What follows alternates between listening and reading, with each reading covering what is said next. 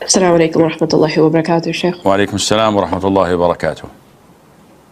Sheikh, so suppose a woman, she blind follows you in Islamic verdicts, and she puts nutmeg in her dish without knowing it, and then afterwards she comes to find out. Does she throw this dish away, or does she say Wajazakum. Again, this issue has been ongoing. The issue of nutmeg and whether it's intoxicant or not is an issue of dispute among scholars. They all agree that it is an intoxicant, but they differ whether using a very small portion of it is permissible or not. And I bet, though betting is haram, but this is a figure of speech, don't quote me.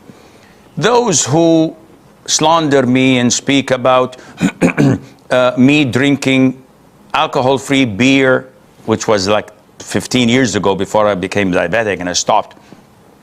And they say the Sheikh drinks beer, he gets wasted, he does this, he does that, and they make videos out of it. I'm so shocked by the amount of haters that I have.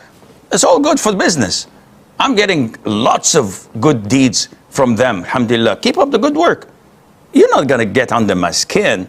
I'm not going to be affected by that because I'm not saying to please you or others. I'm saying what I'm saying to please Allah. This is what I believe. So these people who keep on slandering me and saying bad things and awful things about me, they themselves consume nutmeg without any problem.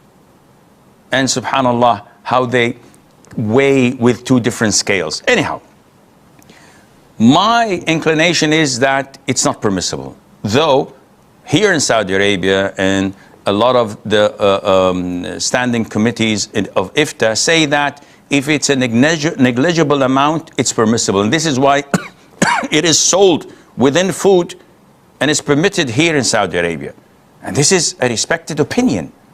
So if you tend to follow this, especially in times of necessity when you've already cooked food and you don't want to throw it in the garbage and it's very negligible and it does not intoxicate you, you may follow that opinion.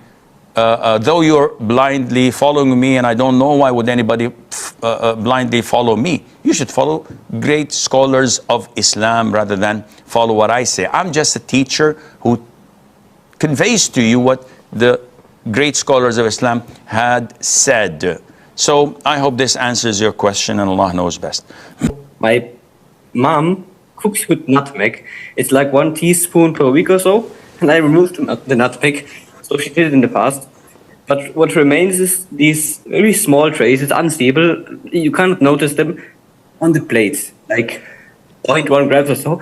And I heard that one wine drop in food is too much. So if we say nutmeg is not najis and it's cooked in a pot, and then the pot is wiped with a towel. If it was najis, it would still be najis. Do we have to remove every single trace like I would do with najasa, or is like this unseeable amount excused? I hope it's clear. It is clear, Akhi. Those who say that nutmeg is prohibited due to being an intoxicant, they do not say that it is najis.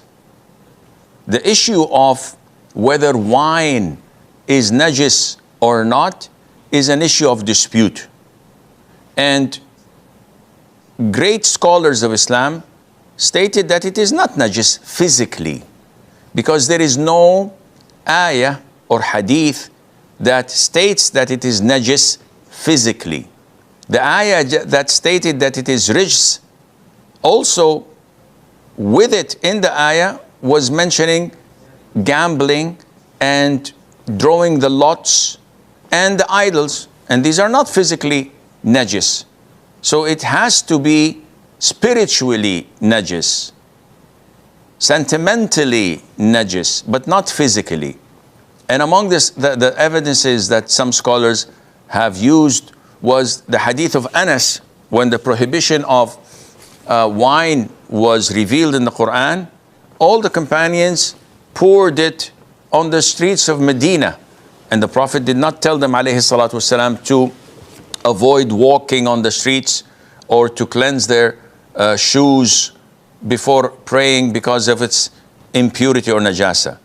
Therefore, coming back to nutmeg, even the scholars who say that it is intoxicant, they say that hashish or cannabis, whether marijuana or hash or whatever, or pot, they say that physically it's not najis.